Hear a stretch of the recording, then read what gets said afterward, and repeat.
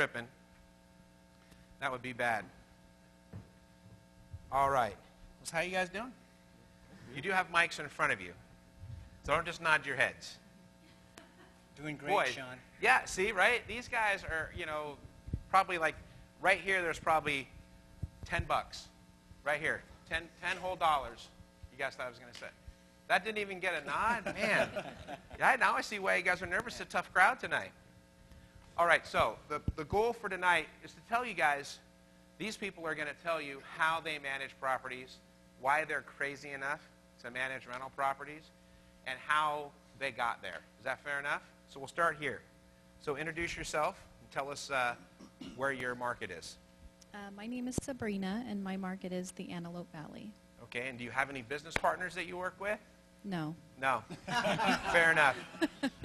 Pass the mic if you're... No, I'm just joking. I work with Tony Alvarez, the guy way back there. He likes to answer a lot of questions too, people. Hi, I'm Ellis, San Jose. I have two markets that I work, Southern California, and I also have a portfolio in Texas. So Southern California and Texas. Yeah. He's got one. You just have to share down here. I'm Doug Van Soest, and I am out in the Inland Empire, Okay. and my rentals are in the Inland Empire. Okay. My name is Daniel Lin. I have rentals in Antelope Valley as well as LA and Ventura. Okay. Name is Silvio, Brigliadoro, rentals and the IE. Okay. So we have a good diverse group here. We got Ellis who's got a couple out of, portfolio out of state. And let me, anybody can answer this, and then we'll start to see how this starts to take over. Some of you guys are going to jump right out in front.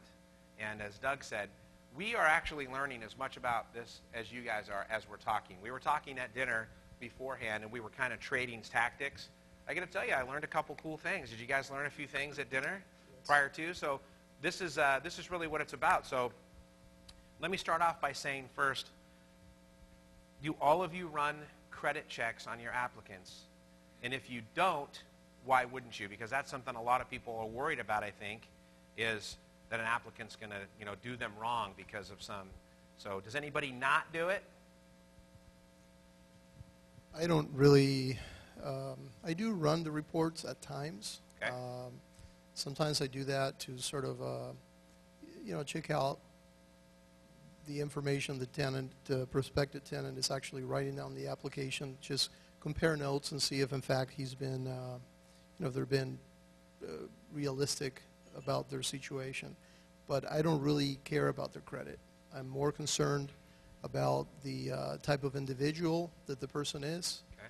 that they're not, they don't have the victim mentality, that they're people that, that truly need a place to stay.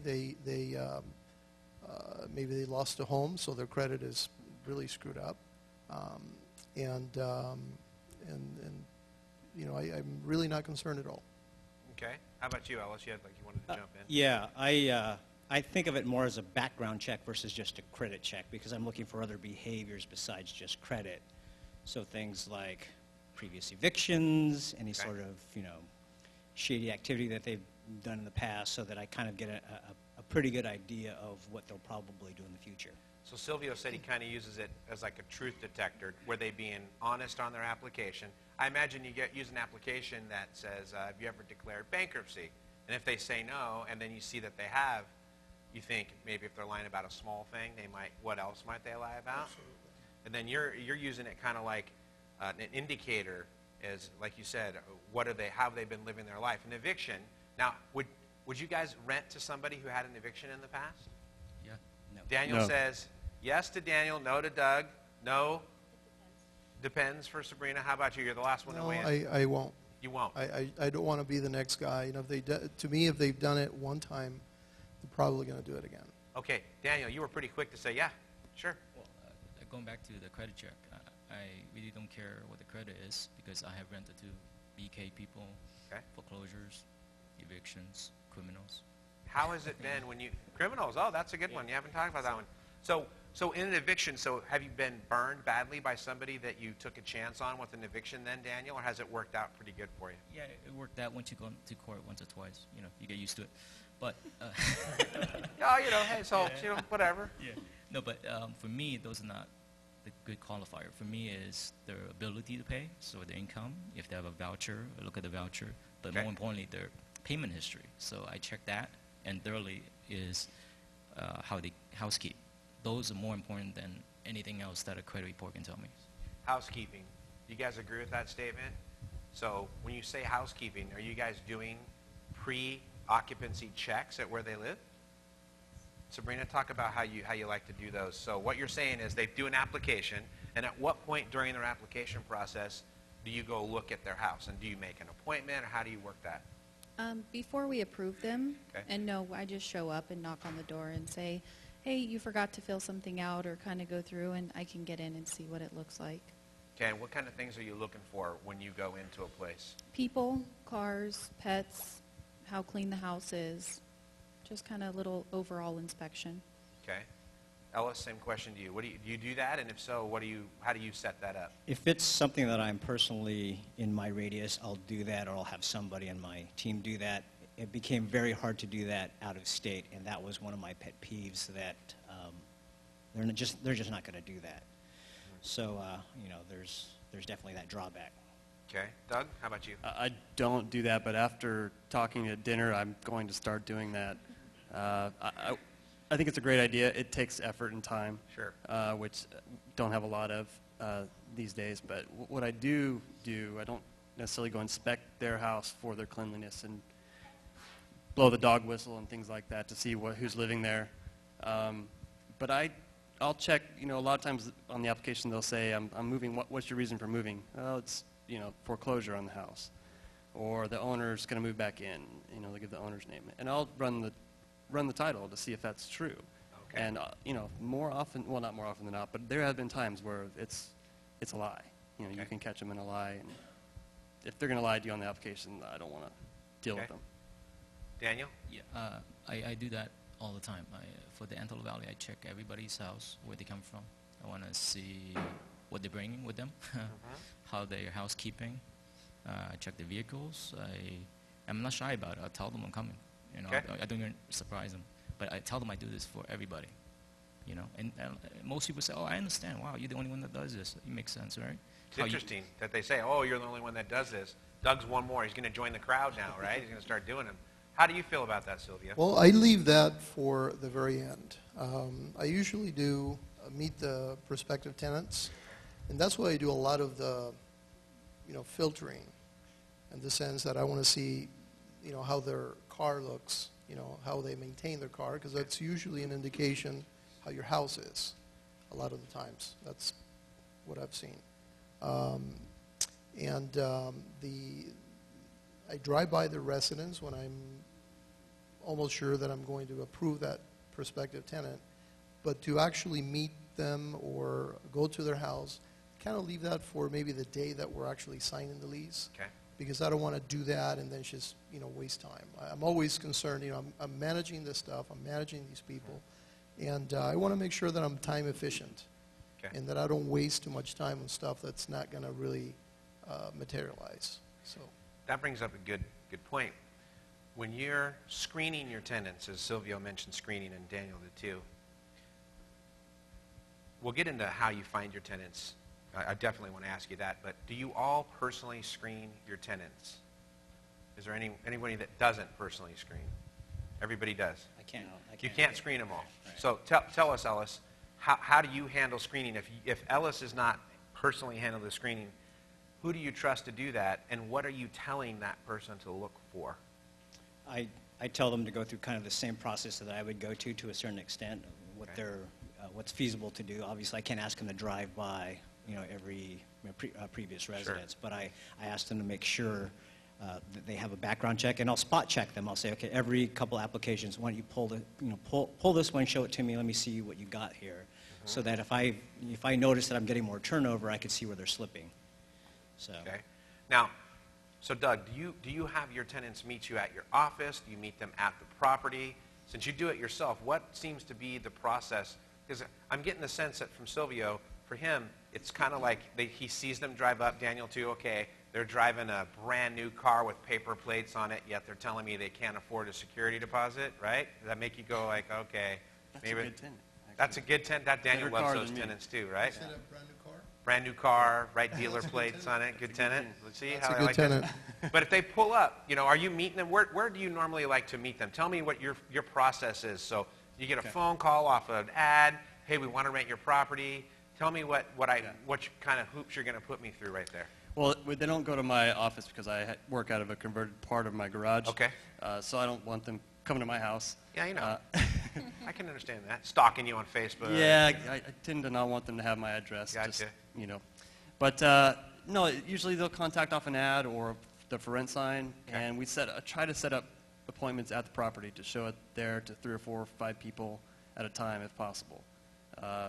And then that's Tell when I me do the why. talk. Tell everybody why you want to get more people showing up there. Why is that important to you? As you would for anything, kind of creates competition. Okay.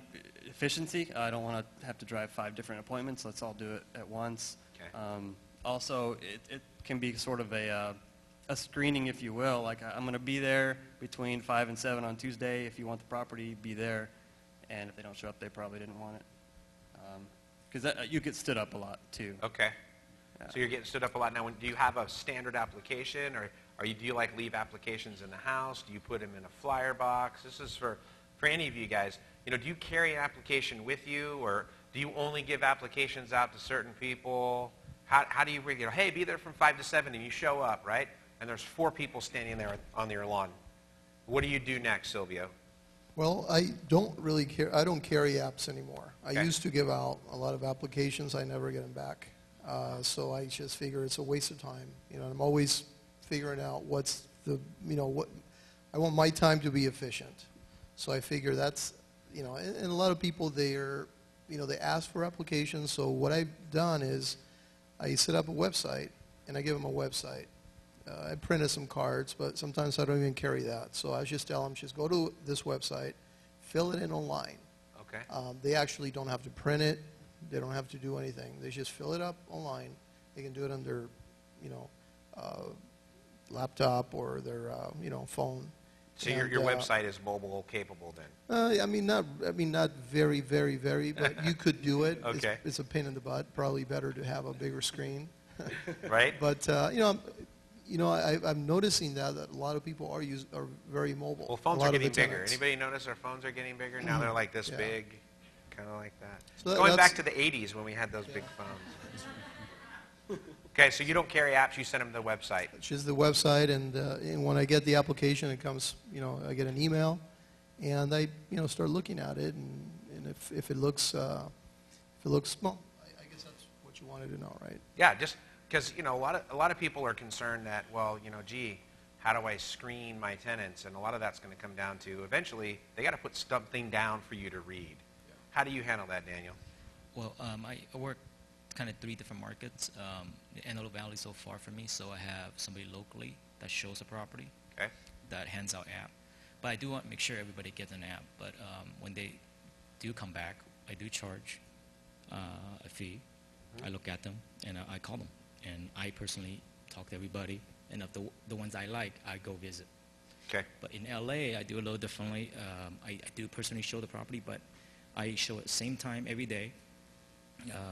So I just scramble. I don't talk to anybody. I just text everybody. I hate talking. Yeah. So show up at 7. If you It's like show a up, flash mob for your rental. yeah, I build an interest list and I mass text everybody. They show up, and if they don't show up, they don't show up. But and then I make sure everybody gets an app because LA is kind of strict on that. And I give them a link if they want to download. But that's kind of how I meet and screen the tenants. So you say, for you, Daniel, well, you've got a vacancy. You're blocking off a certain time every day, like let's say 7 o'clock. And then you just, whoever's been interested, you say, boom, be here at 7. And then so your day is set. That's an interesting way to do that. Yeah, because I'm busy doing other stuff. Yeah, I like that. How about you, Ellis? I've been real successful using video tours. So I'll take a video of the property and I'll say, okay, here's, go look at it. And if you still want it, then, here's the time I'm going to have a rep up there. I'll go up there myself. And that really, because what you don't want to do is just waste a lot of time with people that aren't really going to, So I try to pre-screen a lot of it before I actually talk to them. Sabrina, how do you handle things in your market? We pre-qualify everybody on the phone, so if Okay. they don't pass that qualification, we don't do anything else. After that, we have a very small list that we'll You know, few people will actually go show. We don't have a lot of people who just don't show up because we've already pre-screened them. So by the time they get there, they want to rent it, most likely. We charge the application screening fee as well. So how much is your fee, guys? We charge $28. $28? $30? $30. 30 I don't bucks. charge. Doug doesn't charge? I charge 30 because to me it's a qualifying thing. If they're not serious, first of all, if they don't turn an app, you know, what do you have, right? Right. But if they turn an app with the money, now you guys. How about you, Silvio? You charge a fee? I don't charge any fees. I figure that, you know, and by the way, in the application, there are times where I have to meet somebody and actually give them a paper app. Okay. You know, there are people that may, you know, they tell me I don't have a computer, I don't have a phone. So there are very few occasionally I have to do that. But no application fee, and that gives me a little bit of leverage because I don't really, you know, if I charge, which I've done a few times, you know, they're after me, they're calling me, and I may not really want to make a decision. I may want to expose the property, you know, a few days before I decide. And if I charge, you know, they start bugging me. You know, why are you taking so long? And so if I don't charge a fee, it's, you know, it's more leverage. I don't really have to, you know, immediately handle that. And then they do pay a fee the day that we sign the lease. I tell them ahead of time, you know, the day that we're signing the lease at the property, just bring, you know, cashier's checks for security deposit, first month's rent, Okay. and $25 Okay. screening fee. So it's interesting. You guys have all different little variations of how you do it, and I think that's probably a hallmark of these are all your businesses. These are all your responsibilities. And what I'm getting this sense from all of you, even at dinner, was that you have like an internal compass that tells you it's like a click. You guys, does that make sense? You feel a click when you hear one on the phone. Sabrina's like, okay, I got 5 people that I can probably click with. Same thing with you guys. It's about you've done it so many times before that you feel the way it's going to go. And if they say they don't have a computer, they don't have a printer, but their score starts to drop. For me, because why? Because it's an efficiency thing. All of a sudden you start going, well, they're already a pain in my butt. Now I got to drive out there. Right? Like step up a little bit and show me what you want to do, right? Yeah, well, you know, sometimes I don't mind because, Yeah. you know, I have properties in certain areas where, you know, I mean, they may not have a computer. We know where you buy. Yeah, So. see, that's why I said IE. I won't go any further. You know, you're like if Derek. Was Derek here tonight, Walkington? What does he say? He buys the cream of the crap. Sometimes that's what happens, right? You know, they may not have a computer, but almost everybody's got a smartphone. Right. And Isn't that funny? They expensive, they yeah. always roll in with the Well- custom ringtone, but they can't pay on rent on time. Like what Silvio said, we have an online application too, Okay. and I like that because we use Buildium, which actually Angel Oh, referred yeah. me to, and I like that software. I just use it's really nice because they can go apply right there, get an email, and they can, when it's time to do the credit check, they pay for it, you know, with their own credit card and all of that. So it is pretty convenient, and most people, even in the, you know, a lot of the areas that we buy in, I haven't had a problem with people being able to apply online. What about you, Daniel? Well, I like the app, handwritten, because to me that's a commitment. I never rented to anybody that didn't have a motivation or they didn't, you know, love the house. You know, if they don't love the house, they don't have a good reason to move. I typically don't rent to them. So having pen to an app to me that's kind of first step. And I kept all the apps because now I'm calling back the previous owners to see if they want to sell the house. Oh, that's interesting. Keep all those apps and call them back. So, Sabrina, how is it that you'll market when you have a vacancy? Tell us the steps, ad or a sign or online ad. What are the things that you do when you have a vacancy to get the phone to ring? All of the above. Okay. The first thing we do is put the sign up because that gets us a lot of calls. We put the ad in the local paper that we pay for, and then every free site that we can possibly get. But our top 2 are the local paper and then the drive-bys. And you find that people drive by because they already know the area, so they're shopping the area? Yeah, they're driving the neighborhood they want to live in, so Okay. they'll call off the sign. What's a typical ad copy that you might write for a house? What are the things, the features that you put in there? Do you lead with the price? Do you lead with the features? What's been working? I know the sign, you know, do you write stuff on the sign or you just put a number on your sign? No, we have a nice sign. Does it tell? It says on my name and, you Okay. know, and our logo and everything and our phone number. But our typical ad that we would pay for in the paper, because we're limited to the number of lines, would start with the feature or whatever's going to get me to the top, of the list. The first 10, I always want to be in the first 10 ads. Okay. And so sometimes it's numbers, sometimes it's letters. Okay. And then, but we list features, bedrooms, bathrooms, rent amount, everything that they would possibly need. So if they see something they don't like, they just pass us on by. So when you make your price, are you low end, middle end, or pushing the top of your rents? What's your strategy when you put that price out there? Where are you pricing your rentals? Do you have We're a about strategy? 10% under right now. Okay. So as a rule, you guys try to price, 10% under. Right. Okay. Ellis, how about you? How do you advertise? Same thing, sign in the lawn. I tell the neighbors, a lot of times if there's like a neighborhood community center or church or something like that, depending on the type of property I have, I'll put a little, little card up. Like on the bulletin board? Yeah, Okay. yeah. I haven't run stuff in the newspaper for years, though, but I don't know, it might be time to do that again. It's starting to make a comeback. I have some friends of mine that have been running ads in local papers to buy stuff, and they're getting typically elderly people calling them because they're still used to opening up the paper with their coffee in the morning. Right. Having really good success getting calls, and it's interesting that Sabrina says she advertised in the paper. I honestly haven't heard a lot of landlords doing that, but it might be time to maybe in your market do that. Right. How about your rents? Where are you in the rent range? I usually do it a little below, like below 10%, something like that, that kind of range. Okay, and that's just because you guys want quick tenants? I want to get as many people that I could choose from. You don't want to Okay. make it too cheap because then, you're only going to attract certain types of... Different class. Right. And then there's always, if you put it too high, then there's people that'll say they'll pay anything to get into your, you know what I mean? So, That's scary too. yeah. Anybody ever had that? People show up, I can move right now, I have cash. I'll give you 6 months ahead. Yeah, are you on the FBI's 10 Most Wanted? Yeah. Right there? Doug, how do you handle marketing? Marketing, same thing, sign in the yard, and it's a Home Depot red and white, handwritten, for rent. And that seems to be really good. Of course, it gets stolen sometimes. Do you put anything on the sign about the features, or do you guys put any kind of flyer in the I front put it on yard? the inside of the window. Okay, so you tape something inside the window. Yeah. Okay. Usually 3-bed, 2-bath, and, Okay. and the total, And you're $9.95. using, so Sabrina uses a professional sign with a logo and everything, and you use just a red and white Home Depot special with the black wire frame or something like that, and handwrite it? Right. What is that doing? What kind of image are you trying to portray there? Is The house is for rent. I have no image in mind. okay, just checking. I would love to have a homemade. I want the little bar. What's the little QR code? I want code? the QR code on there where you can Dude, scan don't it be a and poser. tells you Stop everything it. about the QR. house. I just haven't done that yet, but That wouldn't work in my market. They would steal it and try to smoke it. I've seen that on. Yeah. But online, actually lately, I don't know if you guys. We've been putting on Zillow rent. Yeah, there's a I've been free- getting yeah, I got calls those. this week, or emails rather, from Zillow rentals quite a bit, and so that one seems to be working. And just every free site you can get on. Craigslist is by far number one for us. Well, I'll tell you, there's a new site I just learned about. It's called finestexpert.com. Have you looked at that one? Well, it's weird. It goes down, but That used to be Zilpy.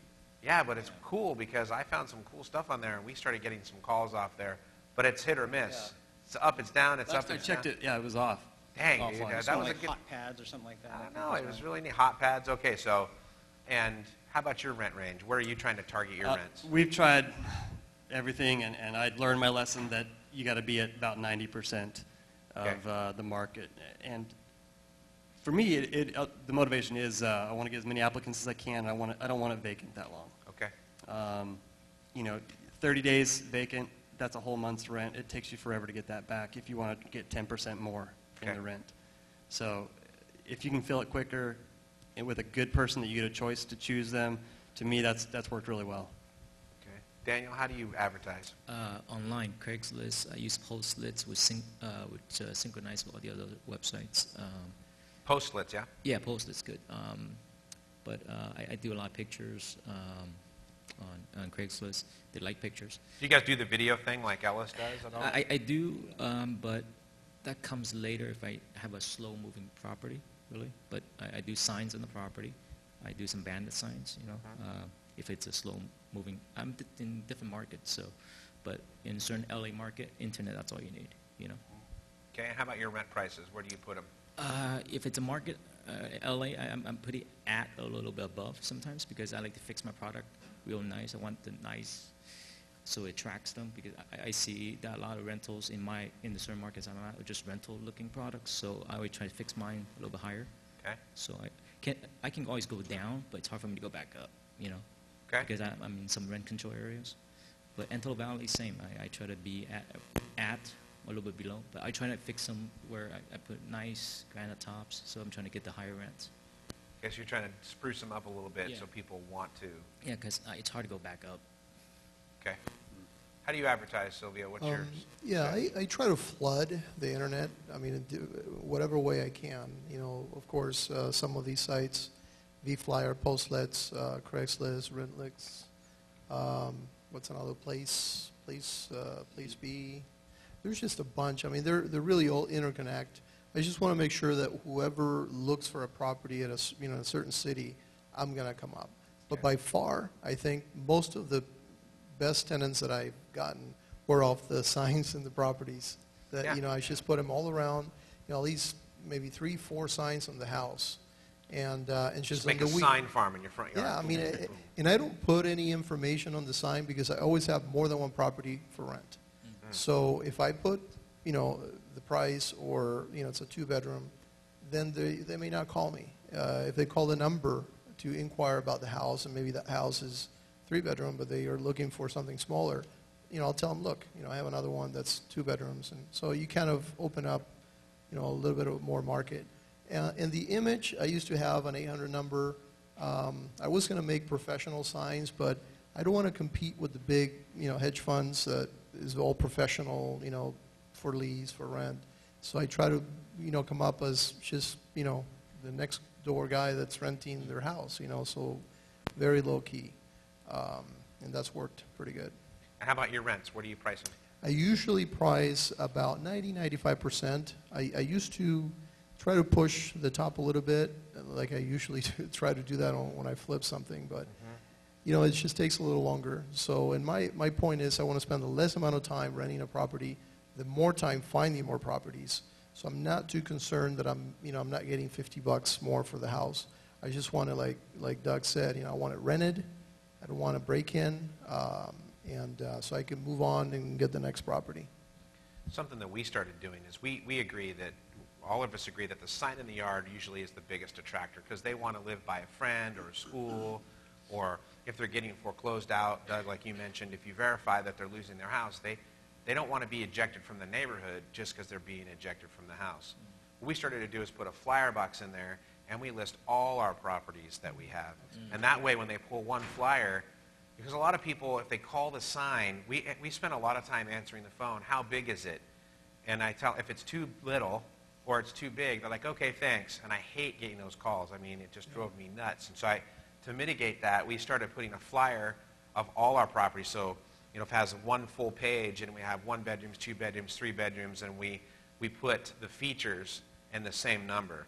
So I guess what we're trying to do is since the most people go to the house, we try to maximize that. So our call volume went down a little bit with people asking us how big it was or how much in rent.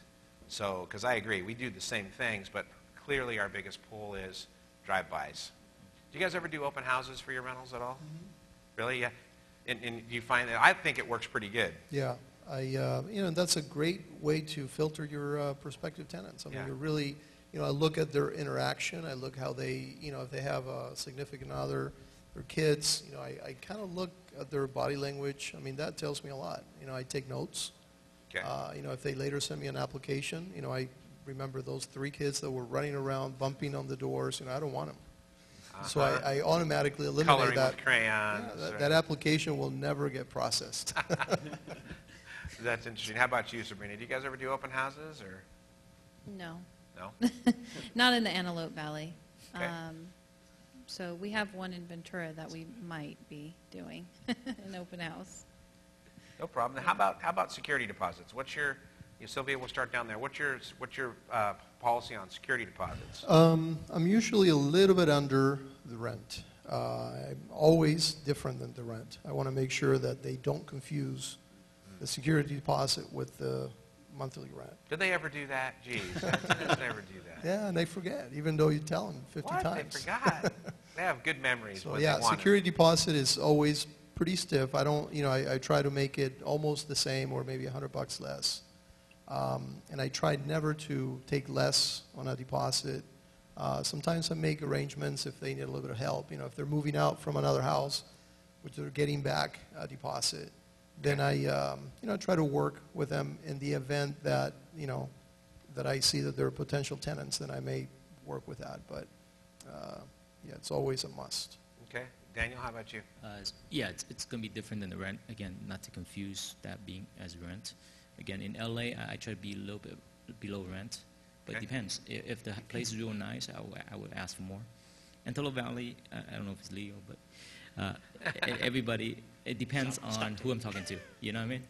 If it's a Section 8 tenant or somebody, but it's well qualified in terms of the way they're paying rent.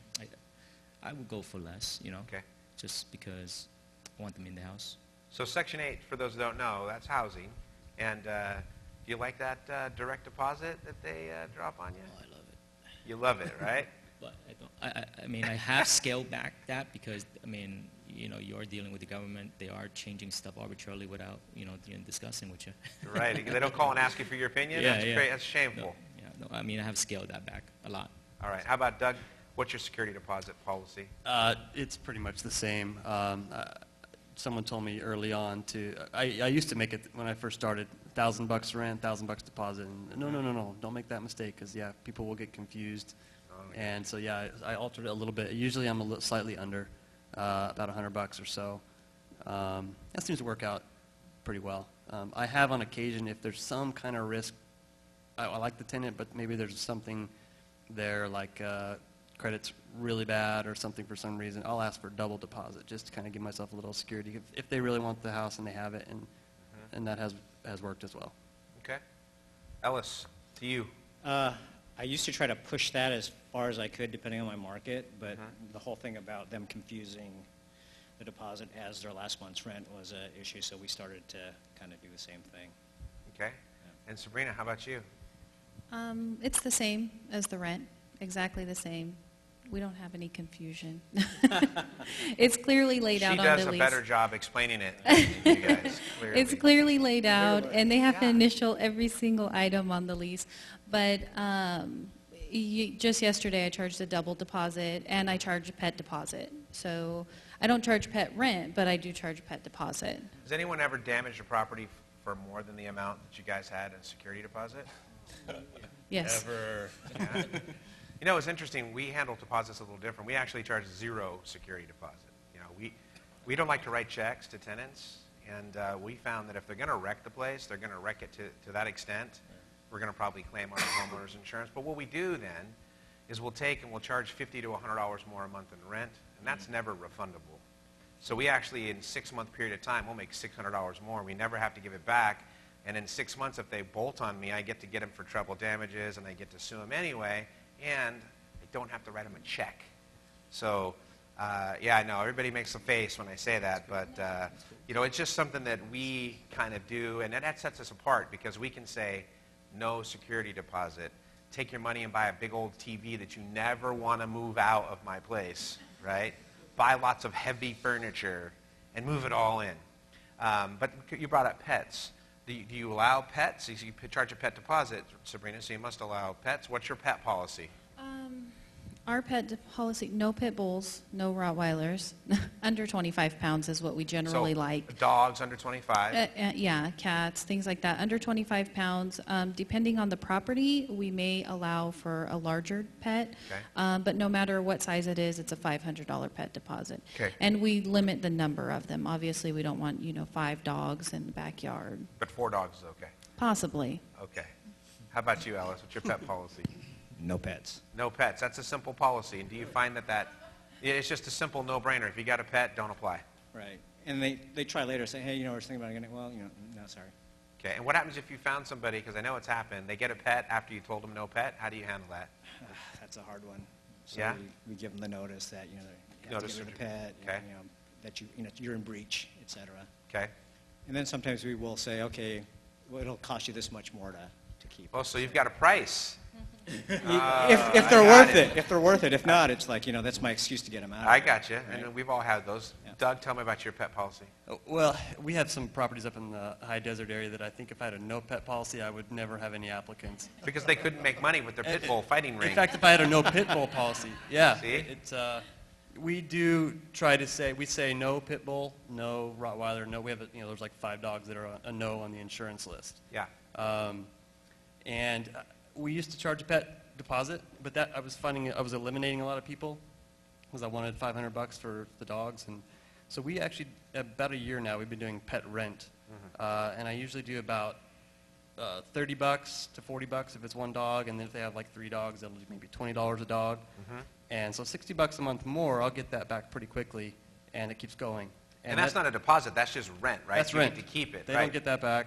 That's just your rent is increased by $60 because of the dogs, and people don't seem to mind that because It's they don't small. have to It's put more like up a front. credit card, right? They pay a little bit. They don't realize how much they're paying annually. Right. So that's worked out pretty well so Okay. far. All right. Daniel? I used to charge pet deposits, and then I don't know where I heard about pet rent, but I started charging that. I like the $30. I get I get $8 to $12 per dog, but I just don't like cats, so but that's my. There's a very well, guys. There's a very unique. When I'm buying a property, I love the smell of cat urine, right? Because I know I'm going to get a discount. Everybody gets that. But I hate going into my rentals on a turn and smelling that. And you guys, I hate that, man. It's the worst. It's like acid. It's like alien blood in there. You can't ever get it out. How about you, Silvio? Yeah, I agree with Dan. I really don't like cats. Yeah. Dogs are okay. I have a commercial policy, and they actually canceled me. Last year on one property, they did a drive-by, and they saw a dog that was not a pit bull, but they said it was. And they also saw a trampoline on the property, so they automatically sent me a letter saying, you're canceled. So then probably took me about 45 days to get that reinstated. So I really, make it a point that they cannot have any of the non-allowed pets by my insurance company. And I charge a pet fee. Basically, it's just a fee, up front that they will never get back. How much is that range? $300 to $500. So it's not a deposit. It's like, look, you're going to write me this check. I know your Pet dog's fee. going to wreck my place, so you never get this back. Exactly, and they don't have a problem. And maybe I had a couple of people just didn't like that, and I didn't rent to them. I rented it to somebody else. So that goes pretty good. And I also have in my addendum, I have in all of this, I'm not necessarily going to enforce, but it's leverage. I just put in there because, that's happened where, there are no dogs. And I go by, and I drive by the way, every 2-3 months on a new tenant. And if I see a dog, it's a breach of contract. And I have that on the addendum where there's a breach of contract fee. And I make sure that when I talk to them that they know that there is a fee, so they try not to do that, but they still do it. So that's worked pretty good. Tell me this. You talk about a breach of contract fee. What other fees do you build into your leases? I know that some of us will put a 3-day notice. If we have to serve you, there's a fee. Yeah. Tell me when you're running through your leases, Silvio, tell me what your standard fees are, how you line them out in an addendum. These are... Yeah, and by the way, I don't talk about any of this until the day that I'm going to sign the lease. Oh, clearly, yeah. So we're there. We've qualified them. They're ready to go. And now it's time to sit. Exactly. How long is your lease? How many pages, first of all? 30. 30-page lease. Whoa. Okay. You're like the Tilney model, right? You're going to sit. You You're know, going to sweat them. That's a long lease, buddy. My addendum used to be a page, and now it's 10. Okay. So, Notarized and everything? I thought about that. He's good at now. He is because you said something. So okay, we got a 30-page lease. How long does that take you on average to go through? Pretty quick. Most people, even though I tell them, I want to explain to you step by step, every line. I want to make sure you understand, and they should sign. It goes pretty quick. What's pretty quick? Give us an estimate. How long are you going to Well, spend? I usually combine the signing of the lease the same day that we have a little meeting where we exchange ideas, rules, Okay. It's just to kind of see if we're a fit. Okay. I'm going to deal with these people. I want to make sure they're a fit. If I don't feel comfortable around them or they don't feel comfortable around me, there's no, we don't sign the lease, Okay. period. So I will say I usually put aside maybe 45 minutes to have, a little meeting and then just go through the pages and sign everything. Do you do a walkthrough with them of the property? Do you sign at the property then? And I do the walkthrough, not necessarily the same day, because I usually do the lease first, collect the deposit, I take the property off the market, and the day that we do the walkthrough is when they actually pay the first month's rent, and I give them the key. Okay. So just before I give them the key, they do the walkthrough. I don't do it. But I tell them, you do it well, because the next time when you move out, I'll do the walkthrough. And anything that you left out, you'll be, basically So you give them a charged. sheet to submit to you, a Yeah, walkthrough sheet? exactly. Yeah, Okay. it's just a standard, I think it's California Apartments Association, it's like 5 pages. Cool. It's just kind of go step by step, and, I tell them just write when you see anything, otherwise we don't want to be here 3 hours, so just write whenever you see a defect, and And you do all the lease signings personally? I do. And I do. Okay. I do. Okay. Once in a while, I have an assistant, once in a while, we do it together, but, 99% of the times, because again, I'm going to be dealing with these, with the family. I feel, I'm giving them, a house that's in great shape. I want to connect to them. I want to respect their privacy. So we really, we try to connect. If there's no connection, sometimes it's better not to sign the lease. Where did you get your lease? My lease is, I use, again, the California Apartment Association. It's a 4-page lease, all the addendums, and then really the main part of the lease is the addendum. That's where I reinstate a lot of the stuff that's already in the lease, and I just added all the other conditions. I built in their maintenance list so that they know what they need to do to the house, like changing the AC filters. I give them a move-out guide so that when they move out, they know what they need to clean. And then at the very end, they get a price list of all the items in the house that if they damage it, they know what a mini blind will cost. They know what, if they don't pay the rent and I have to serve a 3-day notice, Okay. it's going to cost them $60 for me to go to their house, serve the notice. And again, I may not charge that, but just it being there, Okay. I think they maybe look twice, and not defaulting. And you created all those yourselves, or is this something that people could download from the state or the California? No. The addendum? Yeah. No, the addendum pretty much, the last few years, it seems like every year I have another, page and a half, pretty much. Every time something happens to me, a Changes it. certain situation with the tenant, like one time I couldn't show a property, they were moving out, and they didn't let me show it, so I built it into the addendum, even though it's in the lease, but, it's just made it more clear. So now it's, they have to, I give them notice, and they have to allow it. They agree to it. Perfect. Okay, Daniel, how long is your lease? Do you feel bad now that yours is? Well, 4-page AOA lease, but then I have a bunch of addendums behind that as well. Okay. Maybe 10 pages, So But- maybe 10 pages. Do you do all the lease ups yourself? Yeah, I consider that the most important meeting at the house, so I do that personally. I make sure I tell them it's more than an hour, and make sure all the adults are there. And we do a detailed walkthrough. I take pictures, and I do a video, making sure that they're in the video, concurring the condition of the property. And I make them do a checklist of the property that they sign initial, move-in condition. Yeah, I do that personally.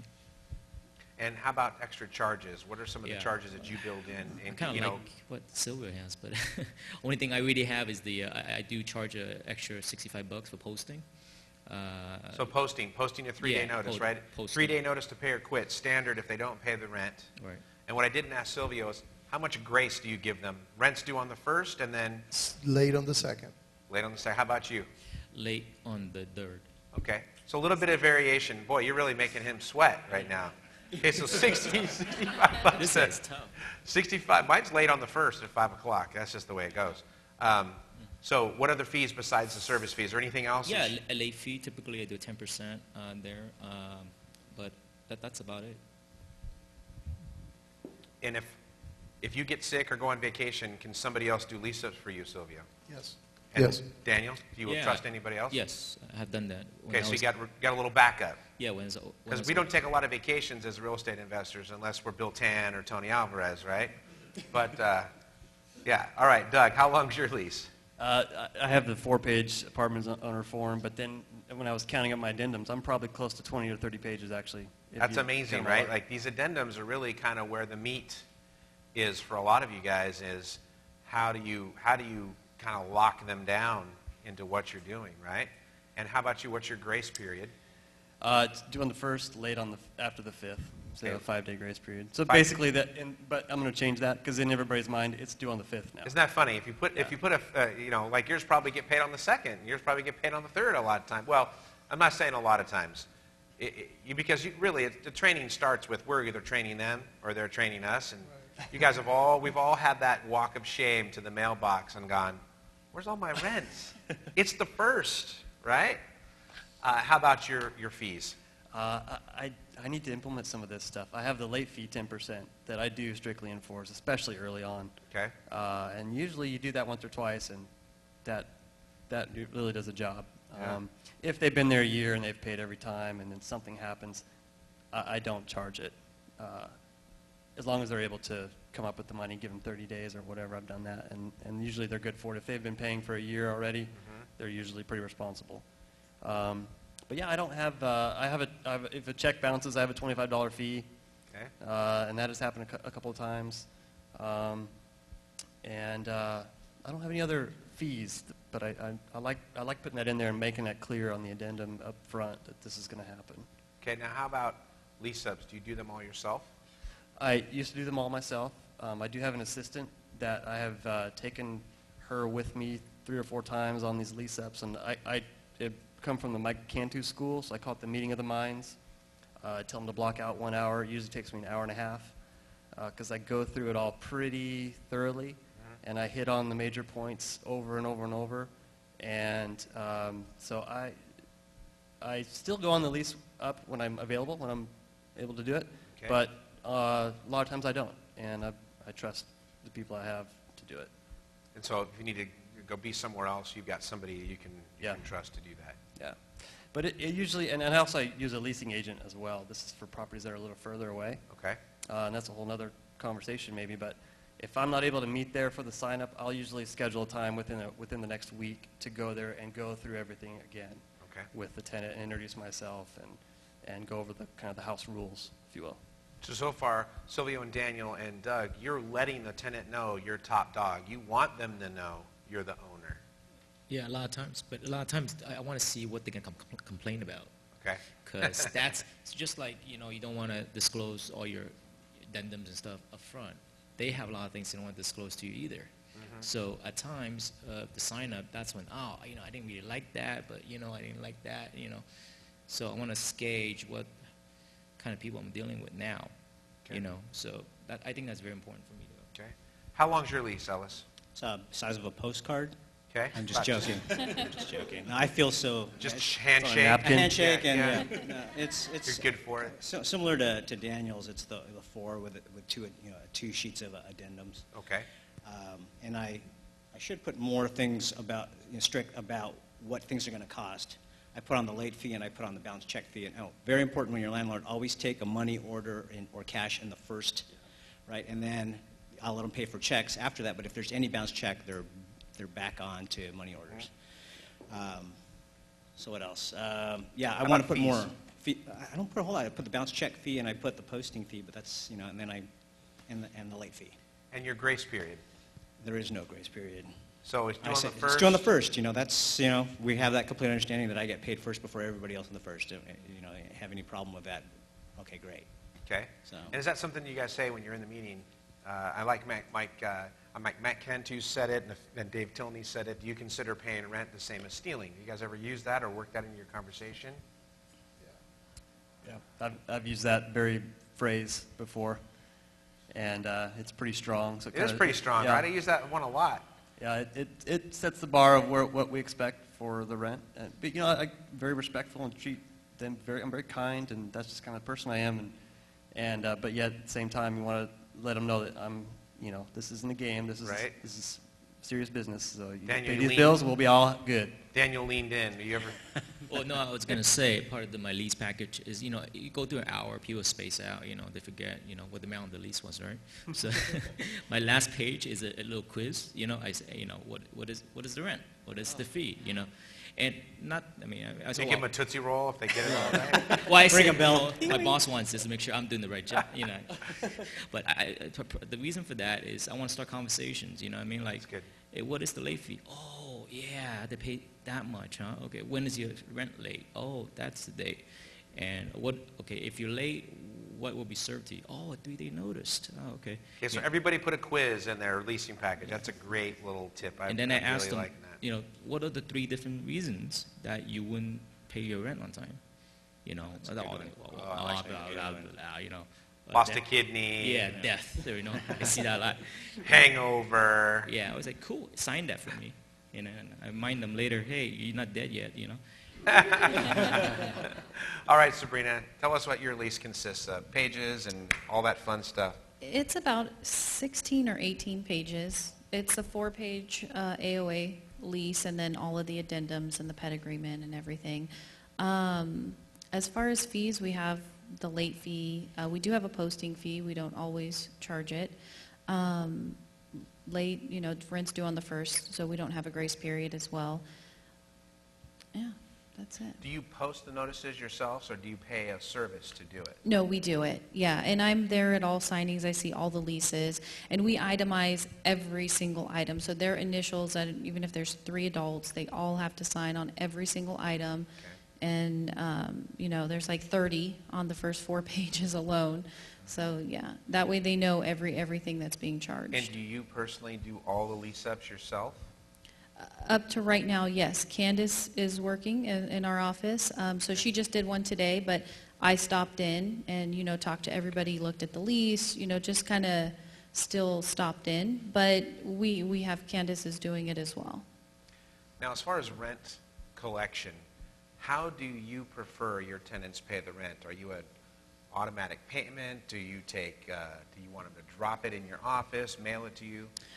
What forms and types of payments, I should say, will you accept for rents? We accept money order and cashier's checks. We did go to an online payment system, and I don't care how they get it there as long as it's there by the 1st. So we have a drop box. They can mail it. They can pay it online as long as it's there on or before the 1st. Are you in the habit of driving past your units and No. picking up checks? Okay, so you don't Never. do that? Okay, great.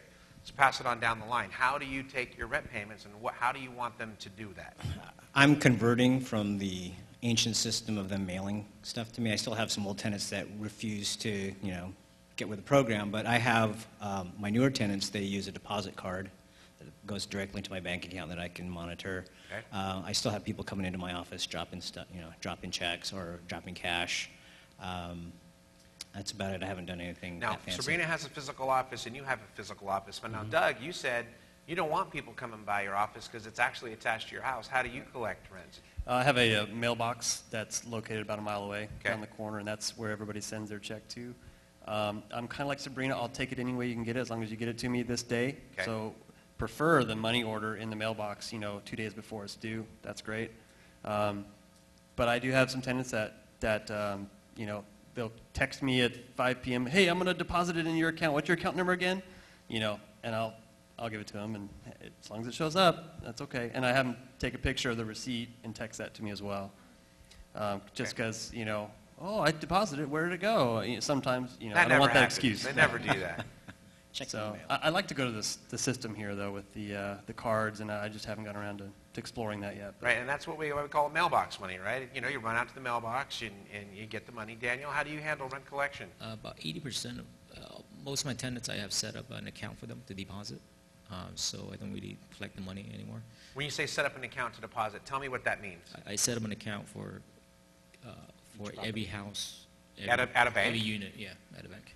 That's interesting. So you have a bank, and you have like the local branch, and you say you go in, and it's under your name or the address? Well, it's under the management company's name, Okay. but I alias it for every property. So, because I just want to make my bookkeeping easier, But as well as they will get a accountability at the teller, if the checks bounce and stuff like that, they get the money counted there, they get a receipt. I get it right away. There's no question. They get a receipt, so everybody's on the same board. But I do get some check mailed to me, but not very many. So 80% do it just that way. They go in, they put it in their account. Yeah, they love it. Nobody wants to mail checks anyways. No, I think you love that too, because then you don't. And do you have a physical office then? No. Okay, so you're in the same, maybe have a mailbox? Yeah, I do have a mailbox, but I have tenants actually walked in the mailbox and put it into my mailbox, so it's cool. Yeah. Silvio. Yeah, I tried very different ways. I went through a couple of evictions that I've done myself, and I think that's where a lot of people are going to quit the business if they don't do the serving of the notices correctly, or if they don't have a very clear way of collecting rents. Because some of the tenants are very smart. They buy the book. They buy the California eviction book. They know the rules. And I'm always thinking, that I want to have the system that if I go to court, I'm not going to have a problem. So, if you've never done a notice and serving a 3-day notice, there is certain things that, people don't know that will include in there. And that's going to throw your entire system. I mean, if you can't collect late fees in a notice. And if you do that and you go through the eviction process, you file the court paper, the papers, or you pay an attorney, you have to do all that over again. So, and the same thing on payments. I don't want to take checks. I don't want anything in the mail. So I tried different things, and what I use now is ACH, which they give me a routing number and account number, and I go into my bank, which is Chase, and I set up when I'm actually going to take money from their account. So I tell them, just set up a separate account, if you don't want to give me your main account, which is, they're free, most banks, and just make your rent payment into your own account. Make sure it's there on the first, because on the first, that's when the transfer takes place. And the people that are not, that may not have an account or they want to pay cash, then I have the ATM cards, ATM deposit only cards. And they can go to, and I pick Chase because they're all over the place. And they just go there and make a deposit and they get a receipt, like Dan said. But you have to have something built in your paperwork that if you're in eviction mode, and they use the ATM card and make a transfer to your account, in the middle of a lawful detainer, your system is, you have to restart. You can't accept partial payment, or boom, it starts it over. So then in the addendum again, I put a note in there that, if, and of course, if I'm evicting that tenant, I will turn off that card. Right. That's interesting. And of course, I will not do the ACH transfer. And then if they attempt to use it, it won't work. And it's built in the addendum that, I'm not changing the terms. I just put in there a clause that says something like, if the ATM card doesn't work, mail in your payment to this P.O. box number. And of course, I'm not going to cash that check. Clearly. I haven't been in court, but I had an attorney review it. It looks like it should stay, should stand an eviction. Well, let's segue into that, because a lot of people are out there really worried that the only reason they don't want to be a landlord is they're afraid of losing in court, that every tenant is a professional tenant, and that they're always going to have a leg up on you. So you mentioned that you serve your own notices yourself, and what resources have you used or studied so that you got the notice right? That's the first part of that question. And then, do you process your own evictions, or do you hire an attorney? Well, the notice, there's a lot of, Google is your friend. You can find just about anything you want. There are books, there is, California Eviction will take you step by step, but there is Nolo Press has a very inexpensive book that you can read and tells you step by step how to do it. And I've done two evictions on my own, and just to get the feel of what's involved, how everything works. And then from that point, I think I had one more. None of these were my tenants. They came with the houses. You inherited them. Yeah, so I didn't pick these people, but I had to evict them. So, that worked pretty good. How much did it cost you, Silvio, per eviction? When I've done it myself, you're, after all the fees and, you're pretty close to what an eviction company charges, which is about $600. So I think I probably spent $400. But then, there was an issue where they didn't want to move, and then I had to do cash for keys, and then now your fees are much higher. And then time. How much of your personal time do you think you spent going through that? It was more of a learning experience. Yeah, So I spent quite a bit of time. I had to go to court a few times. Okay. A few days. I had to read a lot. But then after that, it was great because when I've used a third-party servicing company to do the eviction, I had all the correct, notices served, and so we went into the unlawful detainer right away. Now, this is an important point that I learned. Do you do the leases in your own name or your company name? Company name. So when you use company name, then you have to use an attorney in Right. California. That was the point I was coming to, because a lot of us, when we start out, we just have one or two rentals. Sometimes we finance them ourselves and we just put them in our own name. Then it's kind of a nasty surprise when you go and you realize the court rejects your unlawful detainer because you cannot represent yourself if you're an entity. Okay. Perfect. So are you afraid of evictions, Silvio? I'm not afraid. I don't want them. Yeah, I don't want to. It's going to take at least 2-3 months. Like I said, the ones that I've done, it was a great learning experience. And then I know exactly what to expect, and that's the reason why some of the paperwork gets modified, so you try to cover every possible reason. It's just. I feel, at least the way I do it. Not, we're all different. Oh, yeah. Everybody has their own system. There's no right or wrong. It just kind of works, whatever works for you, Perfect. Daniel, how do you handle evictions? Do you do them yourself? Do you do your own service? Well, before getting to the eviction, I always trying to, if I know there's a certain point, threshold they cross, that just there's no return. That's perfect. Yeah, I always trying to work with them, trying to get as much money as I can. But once you get to that point, I would try to always work out something civilly, cash for keys if I need to, just because the time loss and the cost of eviction, those you're not going to give you to get back anytime soon.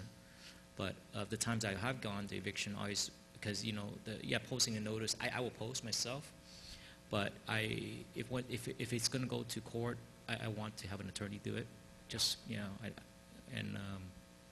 would just, of the times I've gone to court, I always hire an attorney. What resource did you use? Did you use the same resources as Silvio, Google, and Nolo Press? In terms of education on evictions? For the evictions, which is it? Well, the forms are from AOA. You want to get the latest, Okay. For the landlords out there, you want to get the latest. It changed in LA as of 2013. If you serve a notice prior to that, it's not invalid. See, stuff like that. You want to get up to date. You can have just one little thing wrong on your notice, just like a print about a date or something. It's gone, but I understand what Silvio was talking about. You don't want to include late fees. You don't want to include anything that's not on there. But AOA is pretty good. If you own enough properties, just join one of those organizations. And by the way, for us, the only reason we evict is for non-payment. I'll try to cure any other problem unless it's like a health and safety issue. Is that about the same for you guys? Pretty much, like you said, there's a certain point, Daniel, where you're going to be like, no, listen, you're done. Is that non-payment for all of us? Yeah. Most of the time. I'm trying to think. The only time I think is, if they're creating a condition that's causing like the city or the county to get on my case, I've had one like that, but it's really non-payment. That really irritates me. If they pay, they can stay. Yeah. But I think you could go over all the policies, rules, everything, and maybe 2-3 months later they have dementia. They forgot everything you said. Sure. And I always have to remind them. Like a kid, you really, you just have to have the same mentality. And if I don't react aggressively on the first breach, call it whatever you want. Yeah, they're basically testing you to see how far they can play with you. So I figured I don't want to spend much time on management, and I don't. I spend very little time. So if I do this, a little bit of extra work at first, they're trained. If they're late one day, they're not gonna like what I do. So they're trying. They will. Sometimes they forget, but it just takes one time, and then after that they're in line. How do you handle evictions, Doug? Haven't had to do any evictions. Hey, everybody, hey. But Oh, you're I'm not naive enough to think that's never going to happen. We have, I'm like these guys. I'll do anything at all costs to work out something civilly here to avoid the eviction, mainly for the time factor. I've done a lot of threatening, done a lot of posting of 3-day notices, inherited houses with tenants who we've done, cash for keys. But mainly, you just talk to them and just say, listen, this is what I do anyway, and it seemed to work out. If you move out, I'll give you a fair amount of time. A couple weeks, need a couple weeks? Okay. I'll help you find another place. Because if you don't, and we go through the eviction, and once it starts, it doesn't stop. And it's going to go on your record. And I don't rent to anybody with evictions, and most people don't. So good luck finding a rental. You're not going to get any money here. Whereas if you can leave, I'm not going to charge you anything for these 3 weeks. Let's do that. And most of the time, they take 4 weeks, and it works out. So far. What's your plan for that inevitable time when they've pushed you too far? Do you plan to do it yourself? Do you plan to hire a service? No, I plan to hire a service. I don't want to mess it up. Too many scary stories about missing something wrong on the posting or what have you. Okay. So I'll hire a service. Got it. Ellis, what's your thoughts on eviction? I haven't had to do one for a while, unless it's an inherited tenant. But like you Seems said, to be the common theme. The inherited tenants are the wild cards, right? yeah, you don't know what you're getting into. But when I was first starting out, I was on the letter. It's like, hey, I know we're working things out, but I have to serve this to you because my boss says I have to do that. I know we're going to work it out, but so just don't worry about it. See, I really like the way he says that because we utilize the same thing. It's not me, it's my boss. There's always somebody over me, right? That's telling me what to do. Right. Because they get that. They all have a boss, right? And they Right. don't, I hate my boss. Right. I love doing that one, man. It's just perfect. Yeah, so I try to do everything I can to work it out, but you don't have leverage until that unlawful detainer is in place. They don't think you're serious. But when they see it and it's starting to rack up fees, it's real, and then they start to say, oh yeah, this guy's not messing around. Right. So that's kind of how I was trained. Do you to do your that. own service? I'll do it up to the 3-day, but then after that, I'll use a process server to do the rest, just to make sure, like they said, that everything is on the letter. And when they see a guy with a badge, doing the process server, it's like, oh my God, what's this all about? If they answer the door, right? Right. If they answer the door. Yeah.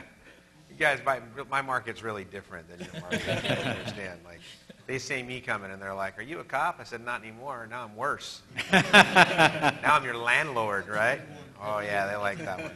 So are you afraid of evictions, Ellis? Does it worry you? It doesn't worry me. You just have to, it's a calculated risk that is part of being a landlord, and you just have to be educated in how to handle it, have good policies that, and practices that keep you out of trouble. Okay. Sabrina, round us out on evictions. How do you guys handle them? We do our own postings up through the 3-day, and then hire an attorney. They take everything from there. Okay. And what are some of the reasons you would evict for? Is non-payment really it, or tell me what's going to push you guys? Non-payment's the only reason I've ever not evicted somebody. If it's a health reason or any other reason, we just try to get the property red tagged and get them out that way. But non-payment's the only reason I have ever done an eviction. Tony may, you never know. Well, Tony's not talking. He said he wasn't going to talk, so it's all Sabrina. So what I want to do is I've tried to lay a good groundwork for everybody. So if you've got questions, I'd like you to write the questions down, hold them up, and Angel will grab them for you. You guys can take a drink of water here.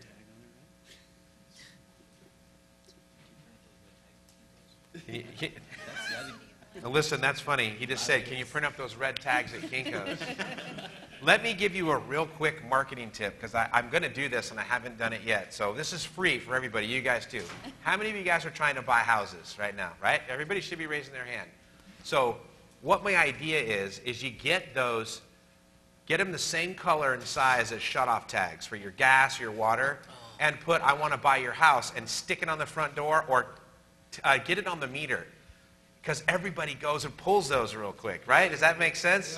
I did that because I had one the other day on one of mine, and it was somebody was advertising me for a lawn care.